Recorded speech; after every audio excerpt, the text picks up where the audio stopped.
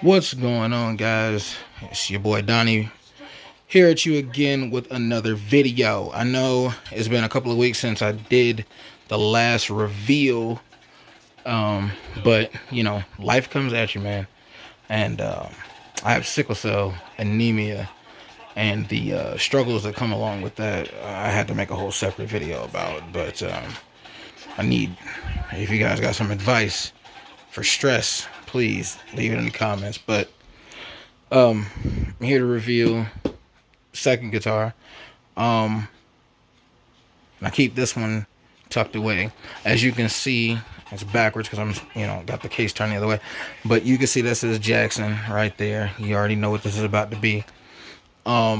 So without further ado, let's get into it.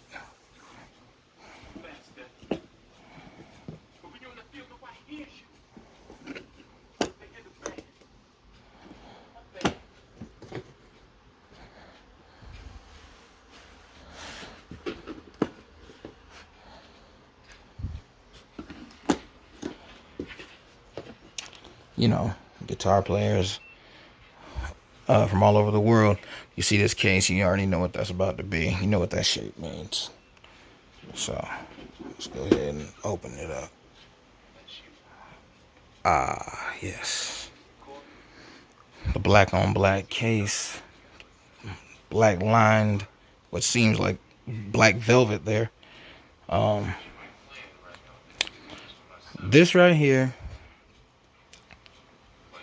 got the ebony neck here. This is Black Beauty. As you can see, is a Jackson Flying V. Now my dream one day is to get a Gibson Flying V. Just, the price tag on that thing is kind of steep. You know what I mean? So I have to stack some chips until I can get that one. But until then, I do have this one. I do like to play, I do like to play this one. It's kind of a special occasion guitar now because I have another guitar that I wouldn't say replace this one, but I'll show you guys that one. It'll be the third reveal. But I wanted to get this one out of the way. So first video was my Telecaster. Second video is this is Black Beauty. And I have this because, not only is it like the quintessential rock and roll guitar, but I'm a Jimi Hendrix fan, and I remember years ago, Guitar Hero 3, when it was, when Guitar Hero was the thing, right? I would come home from school and I would play Guitar Hero 3 trying to get good. And it turned me on to so many different bands, from Foghat to Heart to Living Color and so on and so forth. If you played the game, whether you had it on PlayStation 2 or if you had it on Xbox 360, whatever system you had it on, whatever console you had it on, one of the guitars you could unlock was a Flying V, a Gibson Flying V. It was the only Flying V in the game, but they had multiple colors. There was like a Alpine white, there was one that said ebony, there was one that said natural wood, there was a cherry red one, and then there was one that just said Hendrix. And when you got to it, it was Jimi Hendrix's Gibson Flying V, and the one that he had hand painted. And so I'll just tell you a couple of stories real quick. So one, when I first saw that guitar, I fell in love with it. There's a character in Guitar Hero 3 named Xavier Stone, and when you click him, you can clearly tell that that's supposed to be, Jimi Hendrix. He's modeled after him, like kind of how you have, I'm trying to think, you have a guy in there,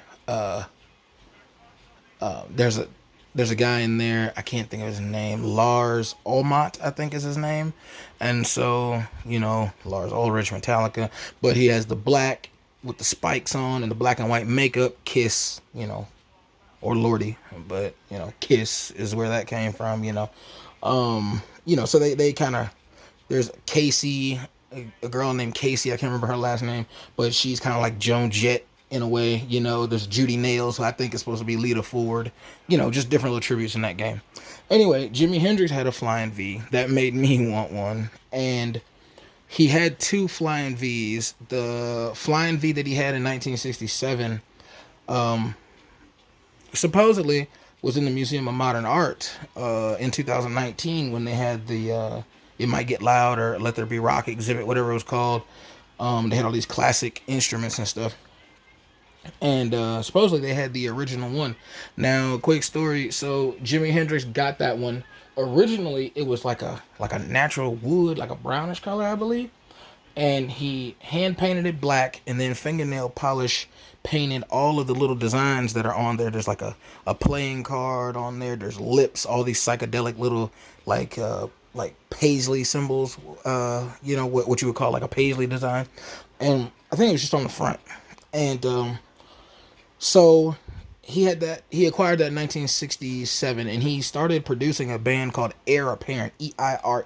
They were from Ireland, and there was a guitar player named Mick Cox, and for whatever reason, Jimmy gifted him that Flying V. I do believe though it was because Gibson gifted Jimmy a Flying V with a whammy bar. Not that that one didn't have one, but it had a whammy bar or tremolo bar, and it had like the gold pickups, had the split diamond, inlays.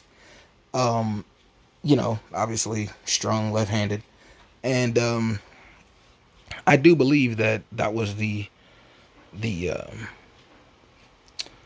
that was the reason that Jimmy gave Mick the painted one, thinking, oh well, this one, because they gave him that one in 1969. Oh, it has better hardware, so I think that's why he gave Mick the old one. Fast forward, Jimmy dies in 1970. Mick Cox falls on hard times, like 1971 ish, 72 maybe. And he sells the guitar, but before he sells the guitar, he has all the hand painted designs Jimmy put on the top of it sanded off. So now the guitar is just completely, just back to black, like this one is. And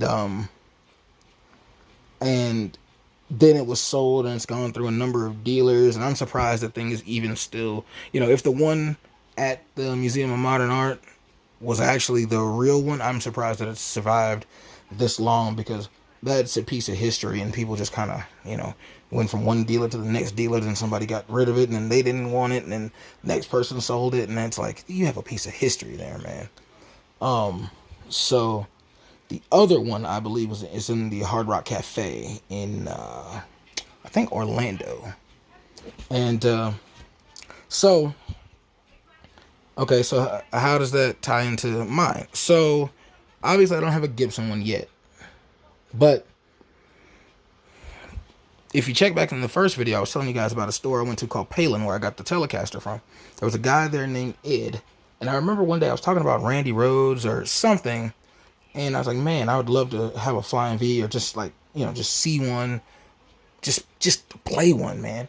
And Ed was like, hold on. And he went into like this room they have in the back, I guess, where they do repairs or what have you. And he comes out with this thing. And I'm like, wait, what?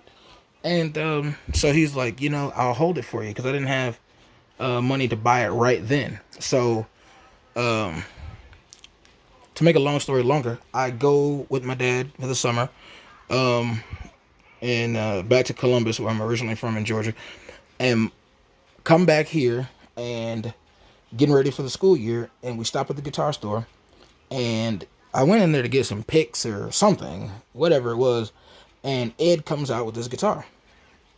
Now, this is a Jackson guitar. This guitar, easily $700, $1,200, and that's lowballing it. You know what I mean? Ed comes out. No, Ed wasn't there that day. I'm sorry. Jack, who was another guy who worked with Ed, very cool guy. I'm not sure if he still works there or not.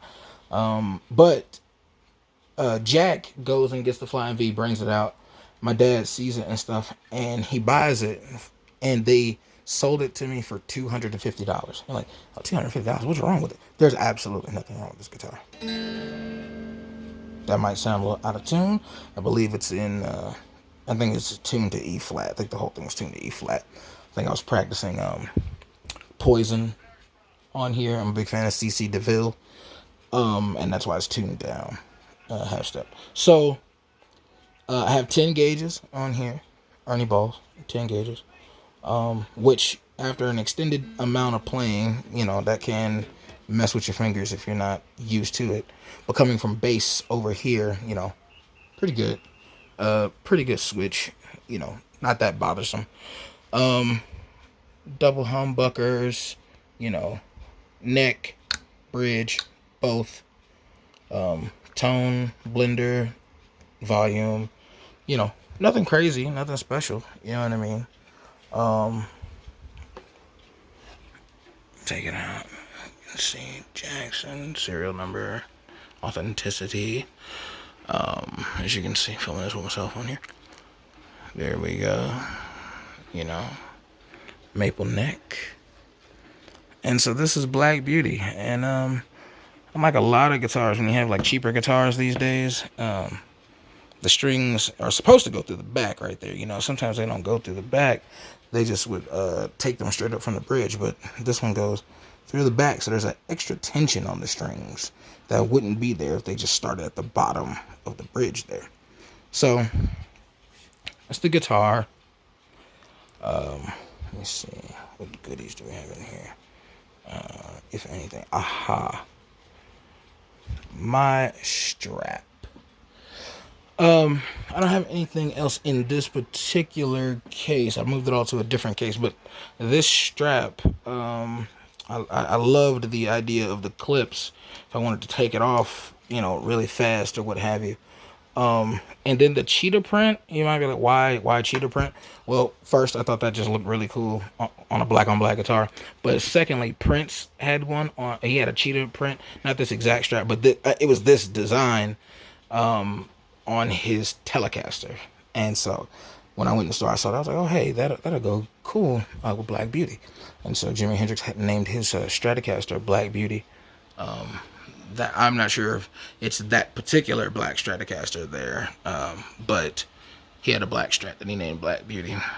And so that's why I nicknamed mine that. And so my Flying V, and lay her back down here. And I just a fan of this particular guitar, man. I mean, when I think of this guitar, I think of Lenny Kravitz, I think of Randy Rhoads, you know, I think, matter of fact, Randy Rhoads, Jackson player, had a custom Jackson. I'm sure it still sells now. And he, you know, he had that one, I believe it was white with the black polka dots, or black with white polka dots. One of the two colorways. I know for sure it had polka dot theme. And his Flying V, one side of it was longer than the other. This one's even. So I don't know what that difference is called when one side is longer than the other in a Flying V. But I really want a whammy bar on this one, and you know, couldn't get it, or haven't gotten it yet, I'll say. So you know, but this guitar holds a special meaning to me. I'll never get rid of it. My dad bought me this guitar, as I said, in like 2011. I was in 10th grade. Yeah.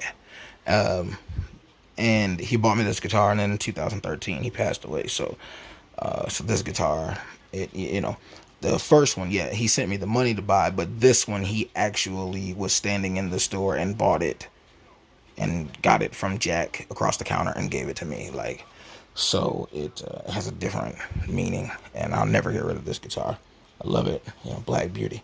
So, you know, part 3 will be coming soon. Next reveal, definitely got something nice for you guys in that part 3. But go ahead, comment down below, tell me, who is your favorite guitarist that had a Flying V? Do you even like the Flying V? I mean, when you think Flying V, do you think Lonnie Mack? Do you think Albert King? Do you think Jimi Hendrix? Do you think C.C. DeVille? Do you not like the guitar at all? Paul Stanley in Kiss sometimes plays one, and he has like the silver sparkle one, like, or like the broken glass one, like his Washburn guitars, you know. And one day I'm gonna be destined to get that Flying V, maybe black and gold, like the custom Lenny Kravitz one, you know. But one day I'm gonna have that type of Flying V, and you know, Lord willing, I'll make a review video if and when I get that one. But you know, comment down below, let me know what you think, and hopefully, if not next weekend, the weekend after, I will do part 3 revealing the next guitar. So so long until then. Black Beauty.